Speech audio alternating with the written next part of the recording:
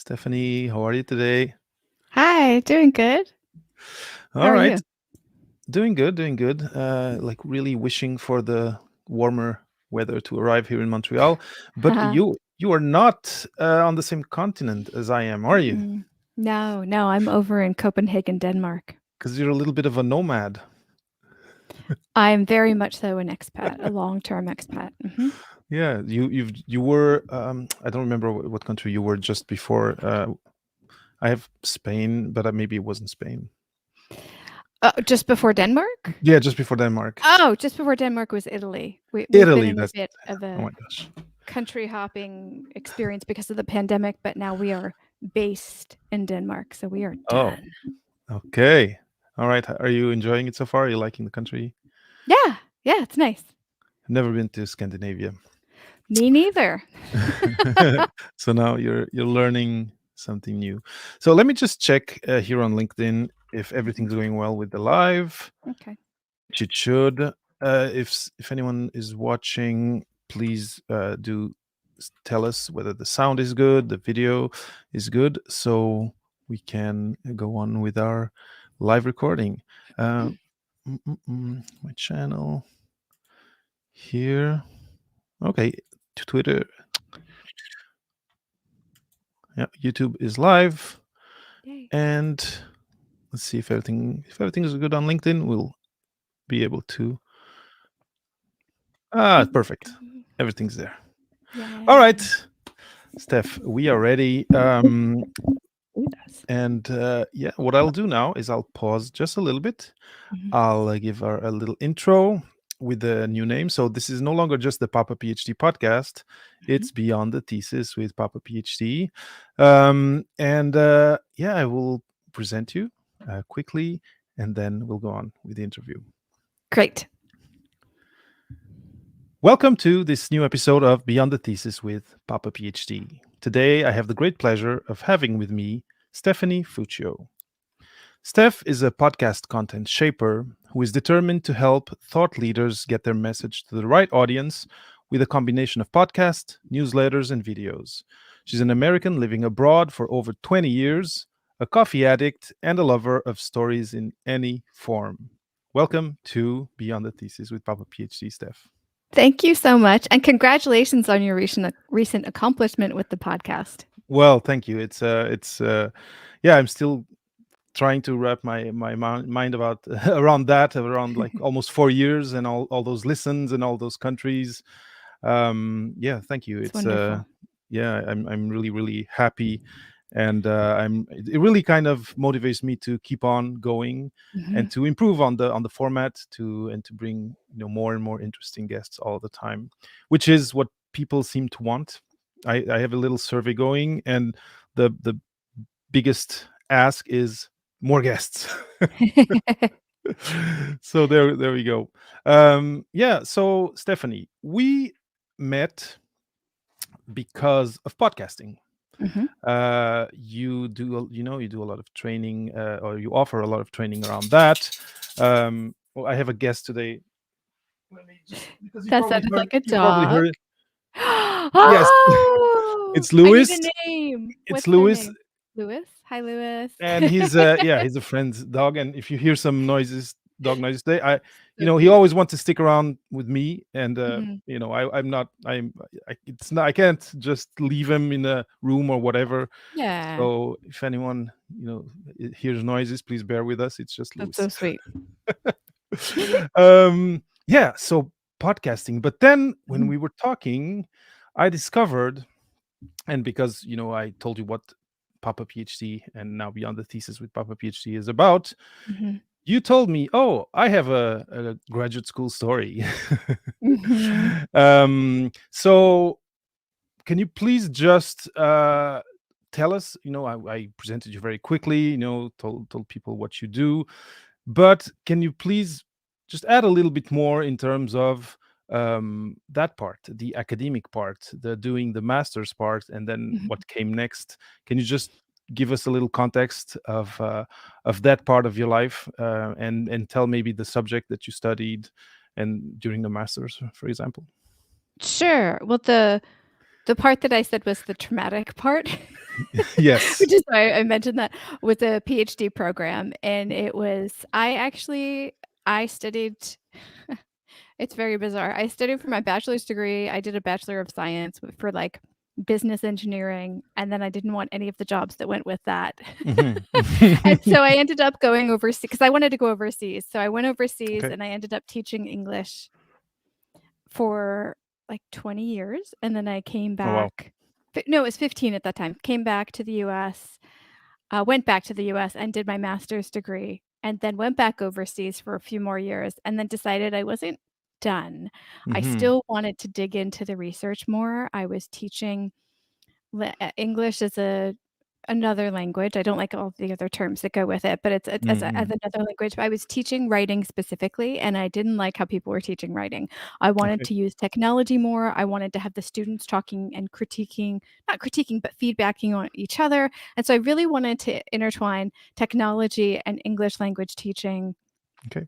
together. And that's what the program that I ended up doing for that I started doing for my PhD was. It was supposed to be a combination of technology and language learning. Mhm, mm.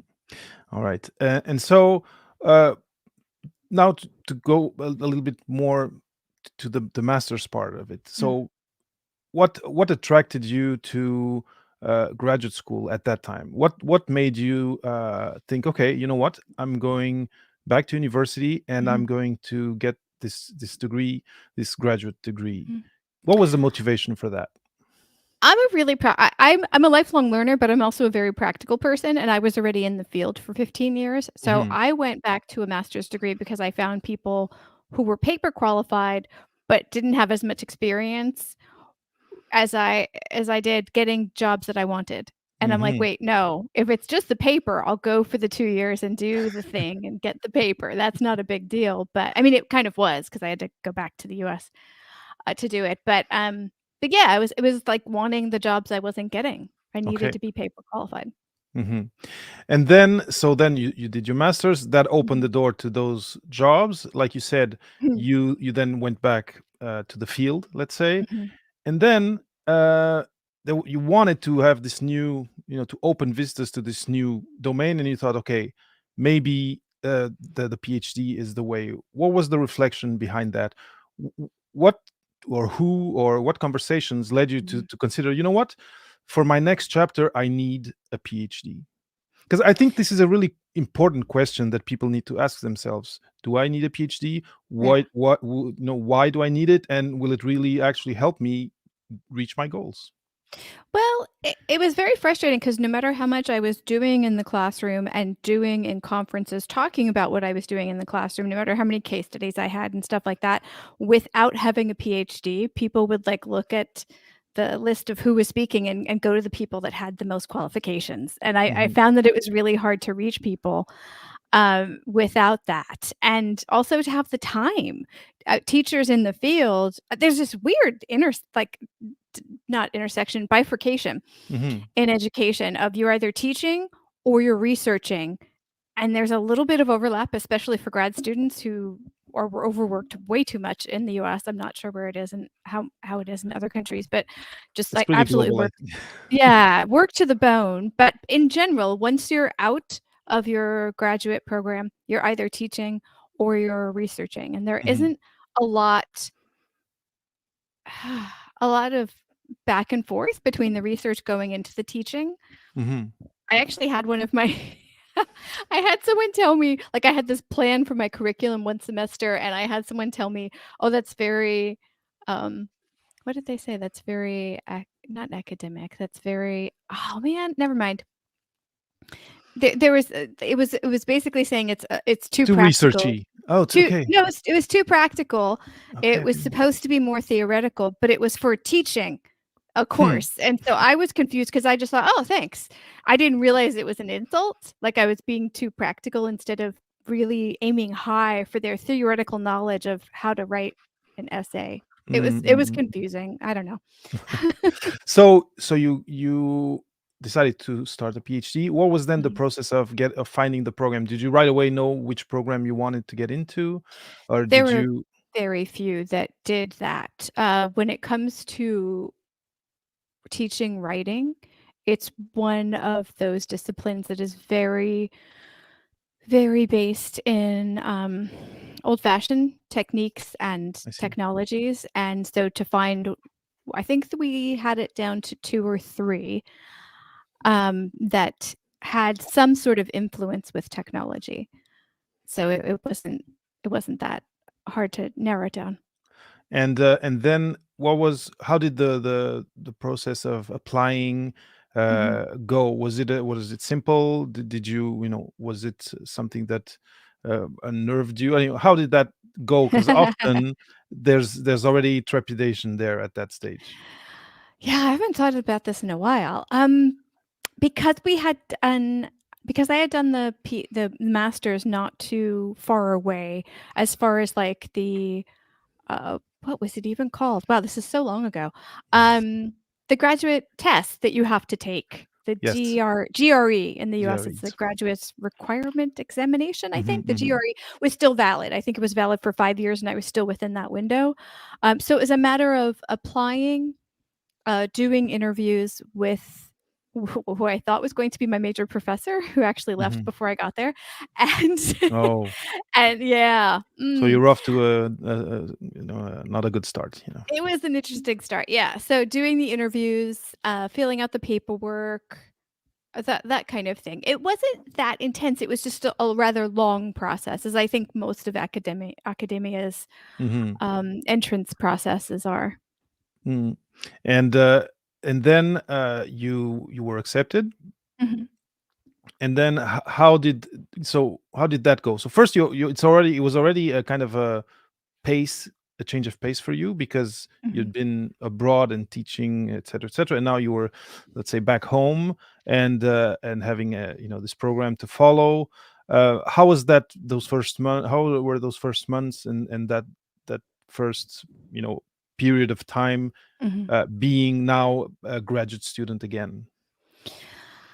Being back in the US wasn't that weird. Being in a small town was a little weird. We're in a Mhm. very, very small small agricultural town, and I hadn't lived in some place that tiny since I was a child, and so that was a bit of an adjustment because we had lived my husband and I both, were doing the program at the same time with different foci. Okay. And, had gotten used to, like, mega cities over in Asia, like Tokyo and Shanghai and that kind of thing, so then to go to a small town was a bit of a culture shock, and then to go into a university program where we were using or trying to use a lot of technology, but the program it's not the program, but the college it was in itself was a bit more of the traditional English as a literature, as a, like, Um, theoretical yeah, classical thinky kind of theoretical. thing. Yeah, Mhm, was mhm. was a bit of a shock. All right. So, and you said that when you arrived, the professor was not there anymore.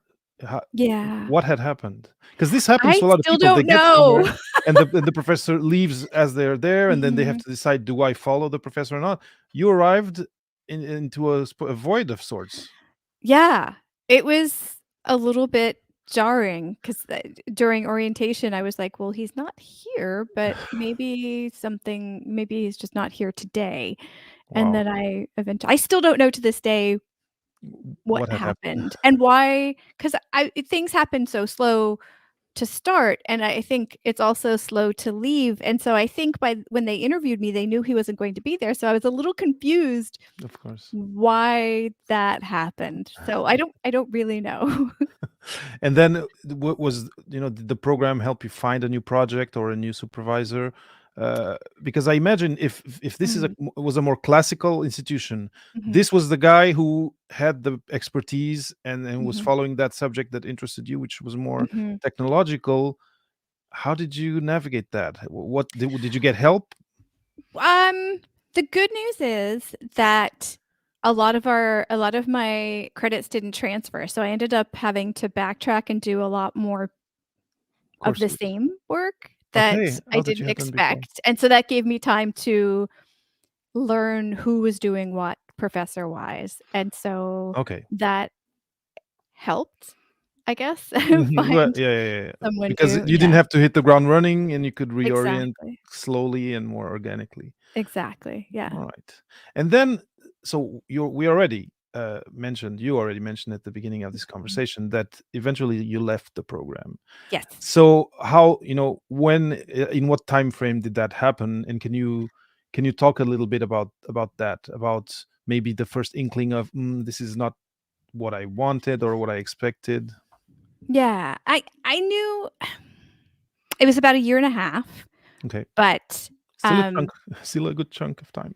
it was a good chunk of time. And I actually worked that summer before we left. I worked one and a half job. Like I worked more than normal, more than the semester, but and still taking some courses. So it Okay. was an intense time. Um, I knew I love learning.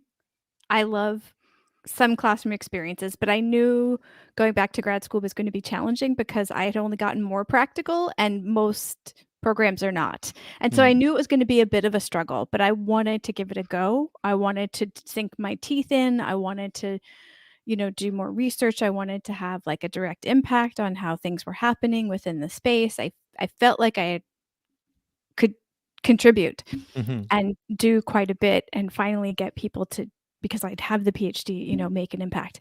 However, I had some health problems almost that were kind of starting already before the program, but they mhm. weren't.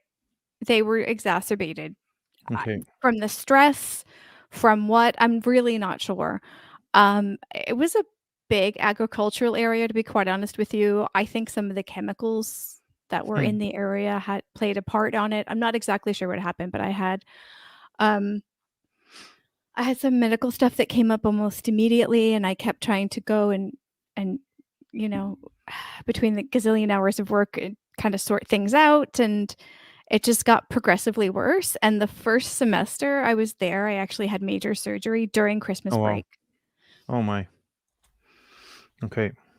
Okay, Yeah. so it was just, yeah, it was just piling up to the confusion of not having your your supervisor there, and the normal, kind of emotional roller coaster of Mm. starting something in a new town and in a PhD program. Plus, you had this problem, so I guess the things kind of snowballed, and and uh, and then eventually, so you say that because of this, you started thinking of, maybe I'm not at where I should be, or because you could have said, okay, I'll get healthy and continue, but I guess there was something else that, Oh, no, inside I you. was on that page. I was gonna get healthy and continue. I wasn't I didn't I mean, I as far as I was concerned, it was gonna be a 7-year commitment. Like, they Hmm. kept saying, "Some people graduate in 5, but they don't sleep very much," and I'm like, "Oh my gosh, I'll do 7, thank you very much." Yes, I'm of course. okay with that.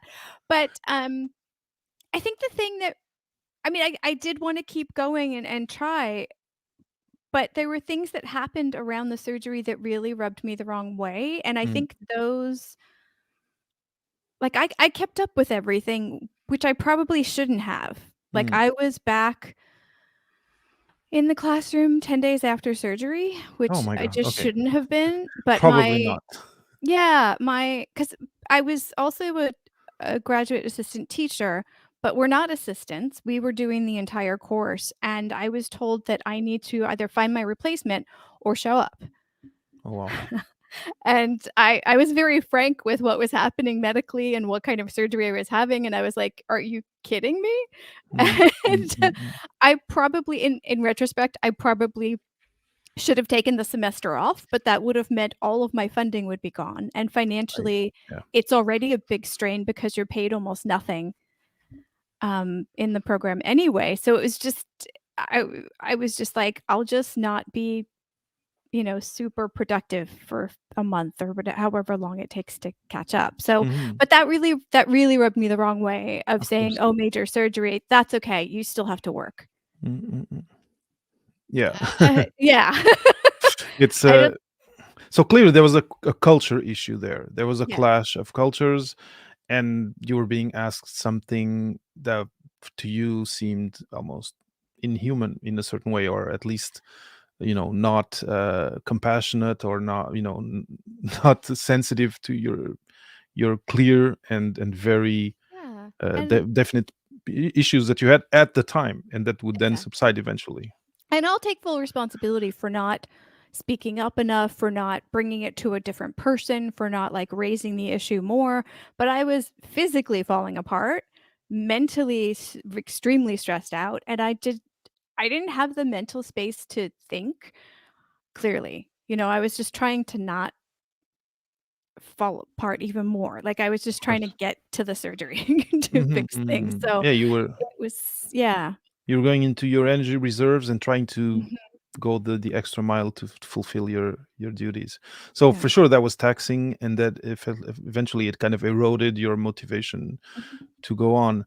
Now this makes me reflect on different things, Mhm. and of course I'd like to talk about the difficult part, which is the emotional part, and the decision to stop. Mhm. But maybe one thing I'd like to reflect on is, and I know you were there with your husband, so as a couple, and for some people, they could, in your situation, when they arrived and their prof is not there, they could have said, well, I'm going to go where he is, or I'm so, okay, he's not here, I don't Mhm. have actual support for the type of project I wanted to do, I'll go elsewhere. And which graduate school is flexible like that in a certain way, if you have funding to let you say, okay, I'm not going to keep on going here because I don't have conditions to do what I had envisioned. But there's finances that go into moving to a place. We had to Of put course, money down on housing and all of these of kinds course. of things, and And again, because the yeah. fact that you were there as a couple is another variable Mhm. that puts another pressure, another other imperatives on the whole situation. But it feels like where I want to get is, one, when you're choosing a place to go, Mhm. uh be sure that you have all the conditions that you expect Mhm. when you arrive, and also, if you have the possibility to choose, be sure that the culture of the place Mhm. works for you. And clearly here there was some weird culture issue that that you only saw, that kind of reared its ugly head once you got sick and had But and how do you know that unless you're literally from that place? Like, well, unless you did your undergraduate there, and then you don't wanna have too that's, many of your degrees from the same place. Like, literally, how do you of know course, the it's culture? difficult. Well, the advice usually is, first visit. And again, you weren't in that situation, Mhm. but if you are in a more open prospect of going into a PhD, uh, and that you're not fixed on a specific university or specific geographic area, is but this can be in the same institute, is Mhm. try to get time to talk with past students, Mhm. past graduates of that lab, or Oh, current yeah. ones, Yep. alone, and but alone, without the PI there, without anyone, without so Yep. people can speak frankly. That's the only advice that I can really give. And but it does take time. If you want to visit different labs in different places, Mhm. it's time you need to invest into that. But I think it's time well spent. But again, not everyone can do that. So sometimes you can come, you can have this funding for these programs only, Mhm. and that's it. If you go away, then no funding, no, you have no more funding. Mhm. I'm just trying to kind of open up the this subject to a wider population of people who might be still deciding where to go, and Mhm. just to say how visiting, talking Mhm. with the people who are there, talking with the people who've graduated and moved on, is very important to help you know, am I going to be happy, Mhm. and is it going to work for me here. But of course, again, in your situation, it was a little bit different. I seem to have lost Steph.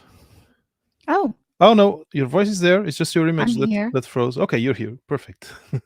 You can't see me. I'm not here anymore. Well, you're all Ah. pixelized on my side for some reason. Oh, that's bizarre. Yeah, I wonder.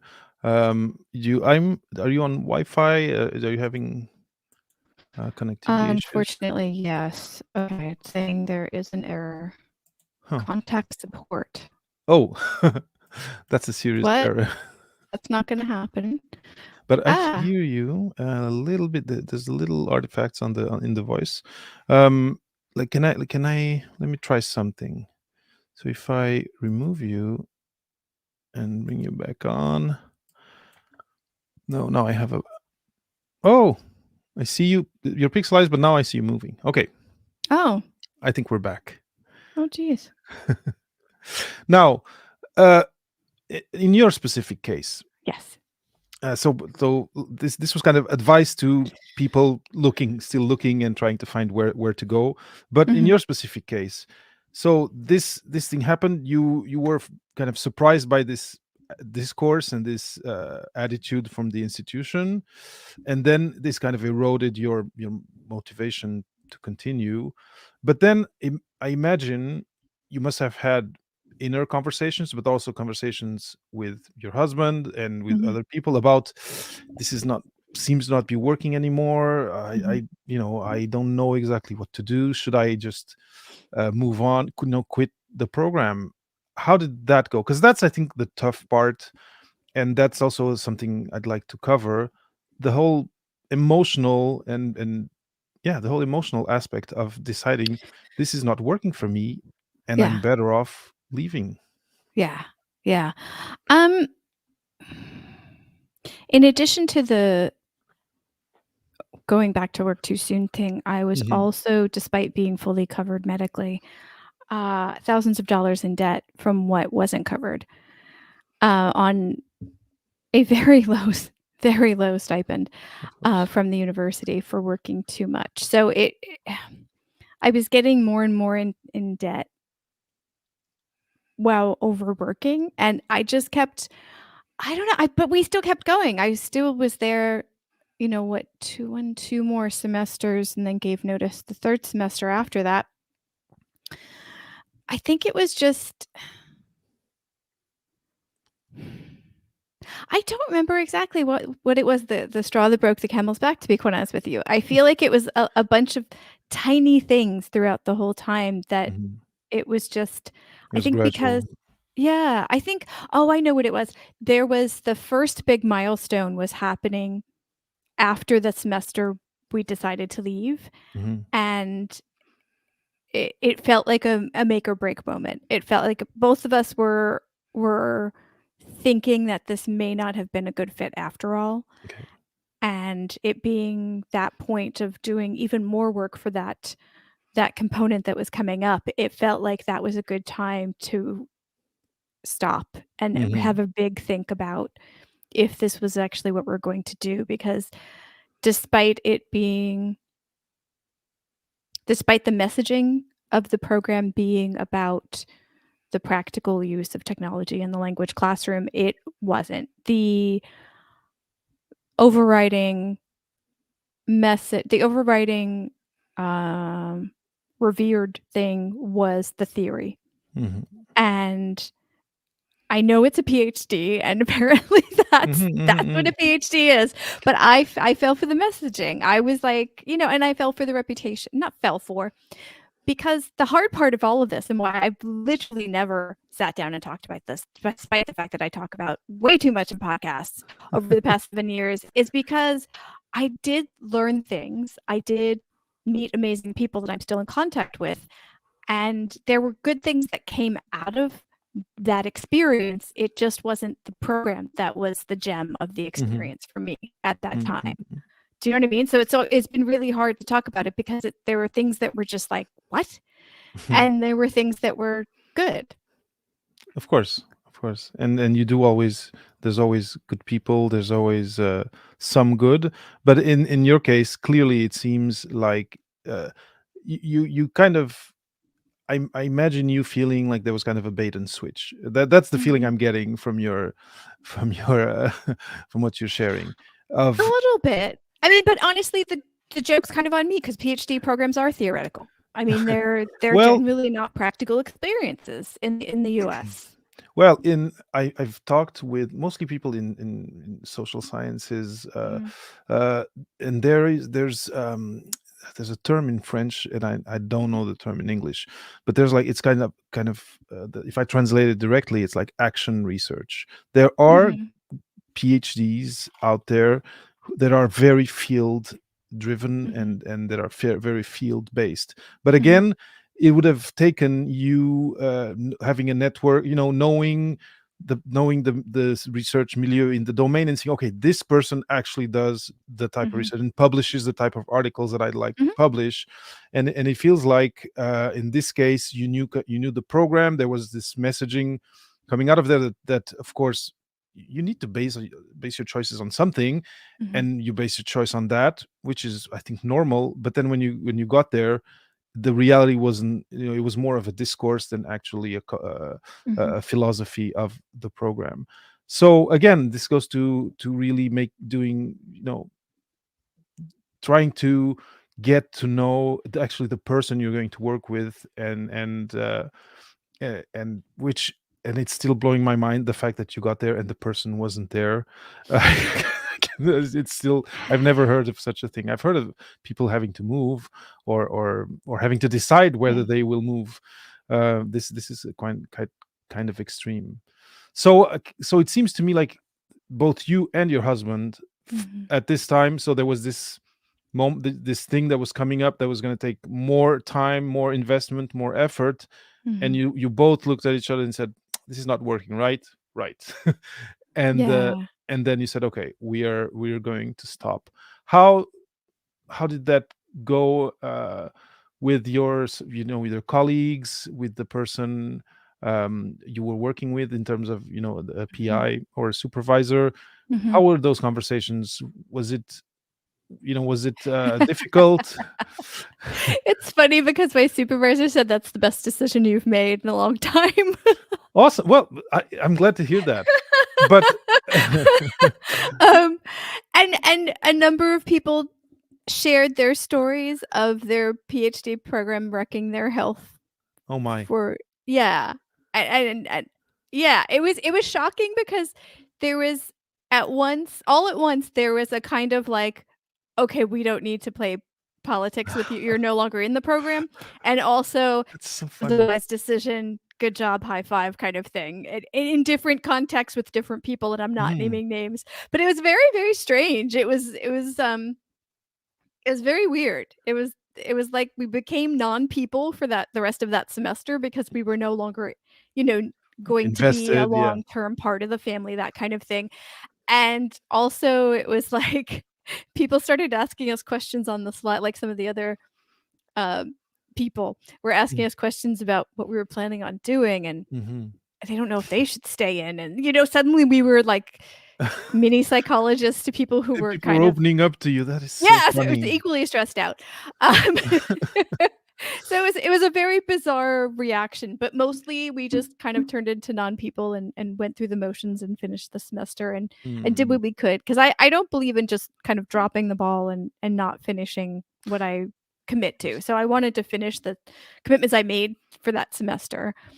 But it was a very bizarre thing. Like it was a Mm. very intense few weeks when my husband and I were going back and forth and thinking about it and stressing and crying and staying up late and really trying to figure it out. And then once it happened, it was just kind of hilarious, the reaction of what happened. That is so interesting. Well, that goes to show how PhD is stressful and difficult, and does have take a toll on people's Yeah. mental health, and relaxedness in life. It does. But it's really funny that you were somehow, now they could open up to you because you were, well, you said non-people. It's an interesting term, but you were no longer, let's say, in the tribe, so they could kind of open up and ask, and that's really Well, we interesting. basically broke up with the program, so I get it. They Yeah. were like, "Well, you're not gonna be a part of all these things we're planning on doing, so Mm. there's no point in including you," kind of thing. Yeah. Yeah.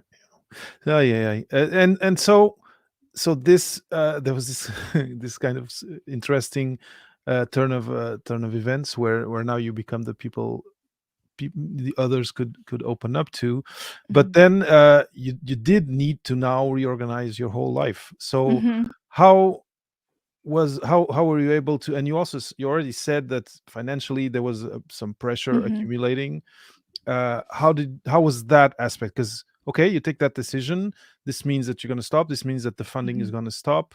How quickly were you able to put your ducks in a row and say, okay, Yeah. this is the next step, this is what we're doing, this is how we're paying the debts, etc., etc.? It was ridiculously easy, which is just nuts. I Really? think that just means it was the right decision because we had previously worked in China a few times, and there Okay. was a position that used to be freelance that turned into a full-time gig that both of us were able to do, and we Oh literally wow. just kinda sent one email and said, "Hey, look, we're both available as of January of this year. Do you have anything available?" And so the paperwork just got started, and the visa paperwork to go back was Oh wow. about the same time period as our leaving the PhD. And we're Oh like, "Are my you kidding me?" Like literally 2 weeks into January, or no, the first, I think it might have even been the first week of January, we were back in China working. Like there was almost no time between the leaving the PhD and going back to work. That's And amazing.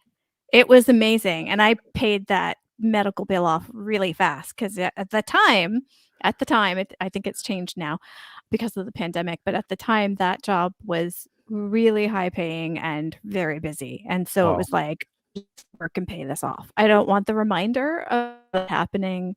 I don't want the debt and that kind of thing, but it was strange how well the timing worked out. Mm. So what I'm so of course there's serendipity in all this, and it's interesting how in the end the stars aligned and you were able to quickly and successfully transition. But when we talked first, and you just mentioned it, it's the first time you talk Mhm. about it after, and we didn't mention exactly the time frame of when this was, but it was before COVID. Um, but it feels to me, and this is what I'm liking is, and it's a message that I want to share, that you're not, at least today, you don't seem to drag any feelings of failure around this leaving the PhD program. And Mm. you don't seem to, from what you're Yeah, saying, it feels like actually the next chapter was clear for you. It was quick to transition into it, and it allowed you to be financially stable, etc., etc. yeah, uh, Now, can you talk a little bit about that? Because for a lot of people, um, leaving, you mentioned becoming a non-person, so it's kind of leaving yeah. a family, it's kind of leaving a tribe, breaking up, it's another term that you used. But I feel that it really was like your prof said, it was the best decision you took. Mm. Do you agree with that still, or do you still have some emotions? I I have emotions on how things were handled while we were there, but I don't you're right, I don't view it as a failure. I tend to look at most things in life as experiments, so I think that ended up going into that pile. And to be quite honest with you, it was leaving. I did have a lot of emotions after that, and because the job that we went to in China had it was busy, but I had a lot of free time and I didn't have to do any research, no grading, like nothing was going on with any of that. I wasn't teaching.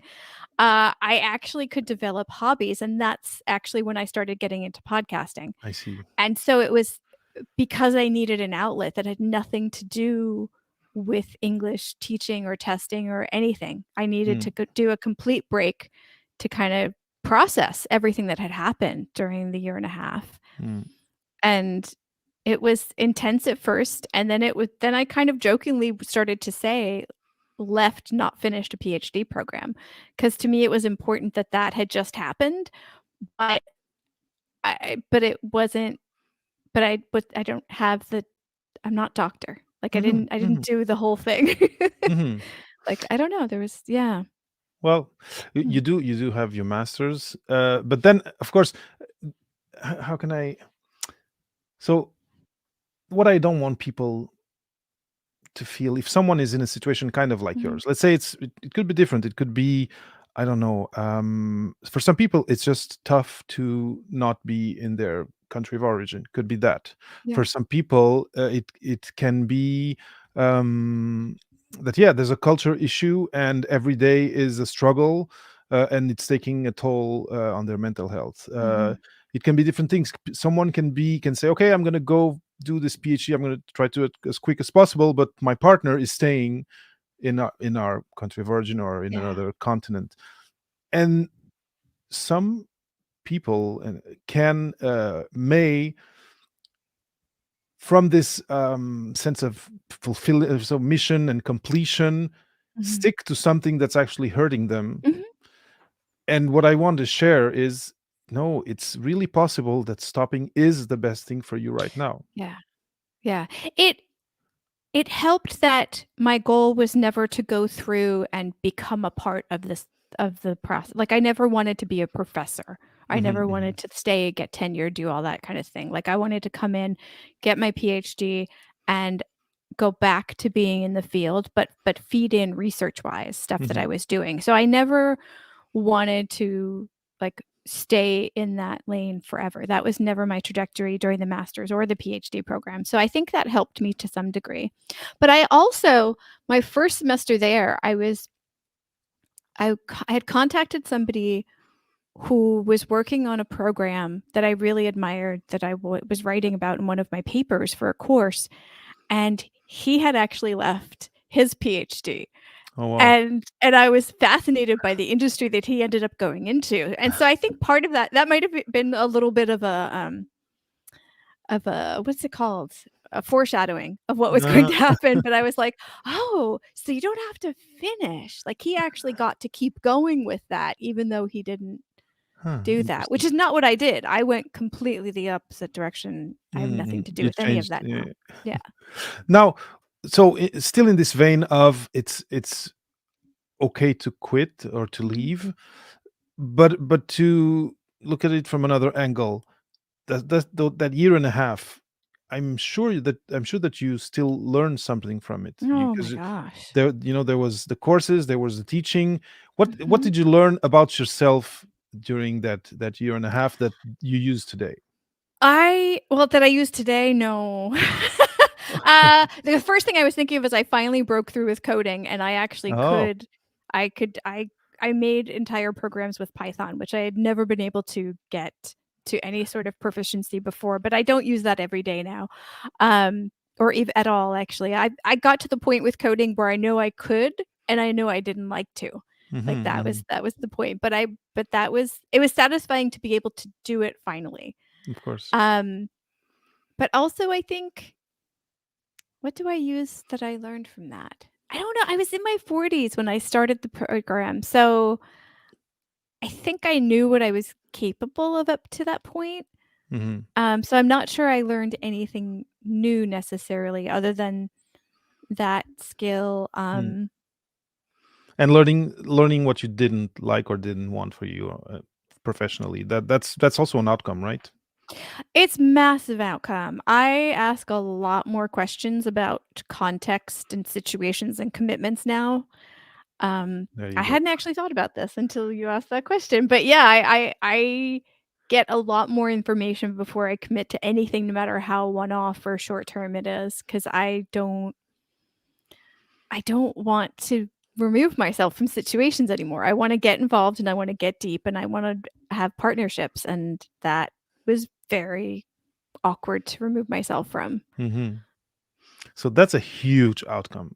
So I'm super Yeah. happy that I asked that question because I think, in everything in life, the negative results, even in science, even in research, negative results They are tell you super something. important. They do tell you something. And Yeah. personally, uh, considering leaving something that you invested, you moved countries, you did all the bureaucracy, and then you had to extract from yourself. It's a lot of investment, Mhm. but then now you learned something and it changed the way you're facing new projects, new collaborations, new things you get involved in. I think it is a very important outcome, and and which for me goes to show that you can always take something positive Mhm. from any experience that you do, and leaving something that's somehow toxic to you, uh is not failing, is it's putting yourself first. And I think Mhm. and your health and your mental health, and for me I think that is key. If Yeah. you may be a researcher in 7 years, but if your mental health is not there, are you going to be, because is it sustainable, and are you going to be at your best, and are you going to have a happy productive life in that domain? I don't know. It's a hard choice to make, and I would always put mental health and physical health first. Yeah. Yeah. Well, clearly me too. So Steph, now, so you said that while you were in China, you got involved, you had these hobbies, you started Mhm. getting interested in podcasting. Did it start with creating a podcast? Mhm. 1, 2, 3. I was, because I got so used to working so much. I once I started playing around with podcasting, I created a lot of different projects. Once I learned there was an online community that I could tap into, I started like doing conferences and like connecting to people, doing workshops, like as much as I could, share and grow and learn. I just like dove in really deep. Mhm. And so now we are getting to the end of the interview, but so can you just talk a little bit about what you're doing today in terms of podcasting? Because I believe that's now your key, your the central activity that you have It is professionally, my right? business. Yeah. Yeah, that is what I do now. I mostly help small businesses or people running a community. I help them reach sustain their outreach with their podcast, YouTube video, newsletter, whatever components they have in their ecosystem, and also try to help them reach new people that they're trying to find via different marketing methods, organic outreach, anything like that. But it's multi-layer because I Mhm. love podcasts, but there's a feedback loop that's broken within that. So using the videos and the newsletters and things really helps to Yes. keep people in the thing. Yeah, But yeah, so just the RSS feed yeah. not it's not enough. It's not. I hope someday that gets fixed, but until then, and it's also nice to be in different areas to find people and to get them into your ecosystem. Mhm. So yeah, so I'm helping folks do that to grow their stuff and spread their message. Mm. And so for people who are watching, there's your contacts here, your website here going So cool. in a marquee. But for people listening, if they want to reach out, maybe to share their story, want to know a little bit more about yours, what's the best place to find you? Mhm. Where can they reach out to you? Yeah, I'm waiting for it to come. It's coming. It's coming. StephFuccio.com right here. Okay.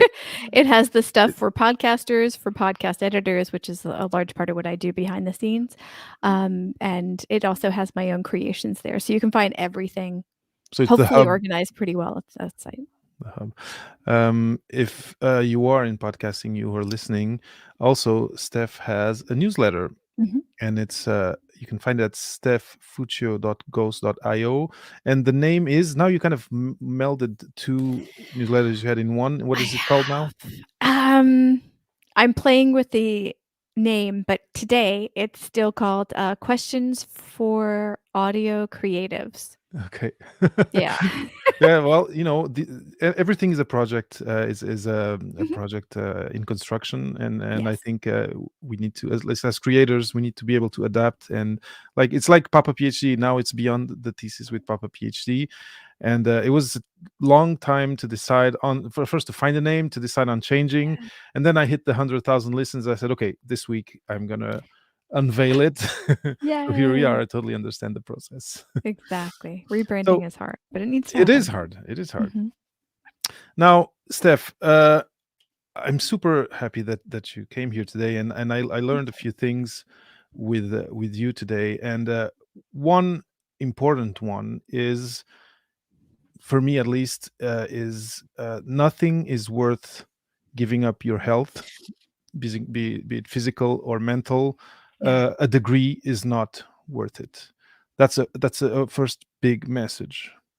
The second one, and we just mentioned it, is A negative result is a result, is something that can instruct things that you're going to do in the future. Mhm. For you, seeing how you went into this thing of moving, of getting to a PhD program, and then how you arrived and the terrain didn't look at all as you had imagined, and then the picture totally changed.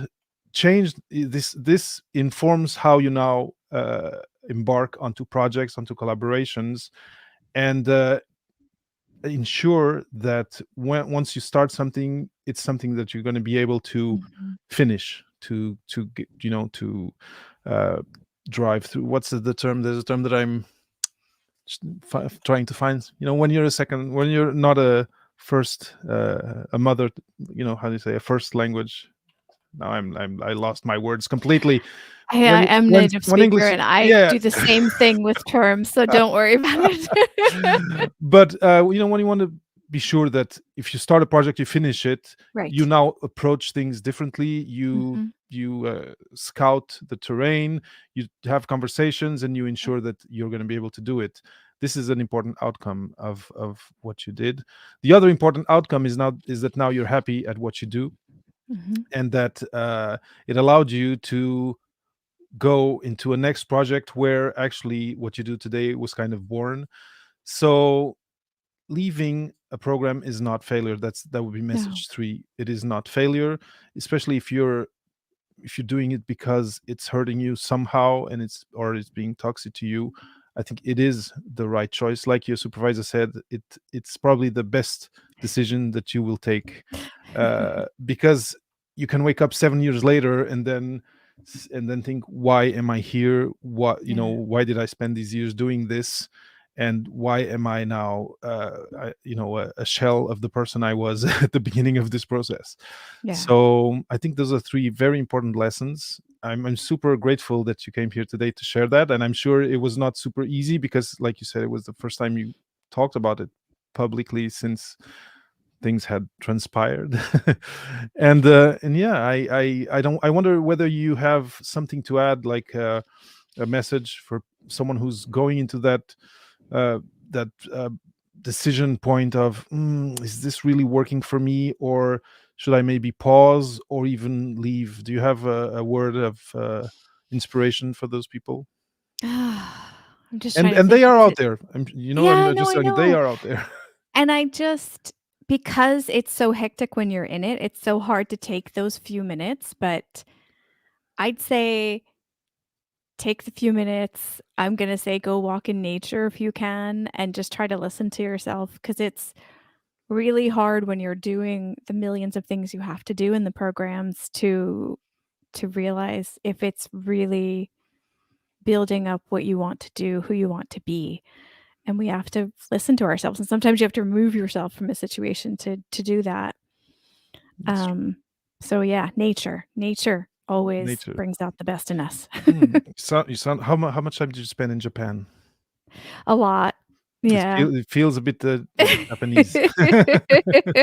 But I totally agree. Taking time, whatever is the space that allows you to reflect and to be, Mhm. in this, introspective kind of place.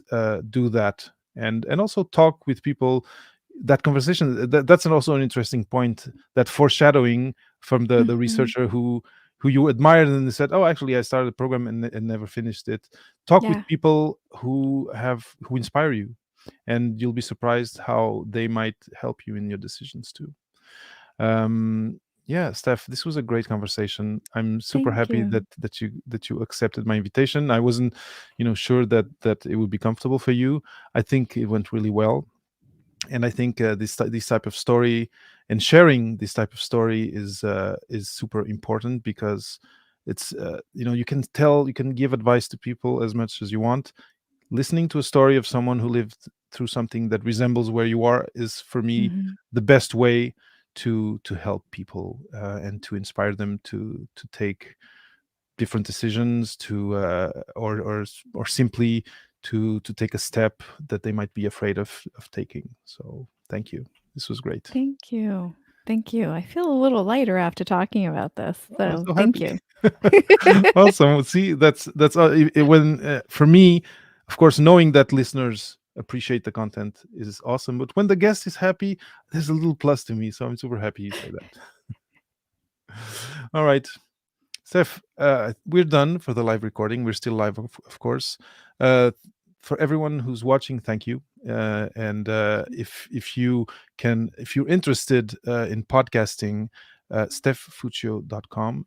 Don't forget, it's where everything that Steph does is. You can also find her on LinkedIn, of course.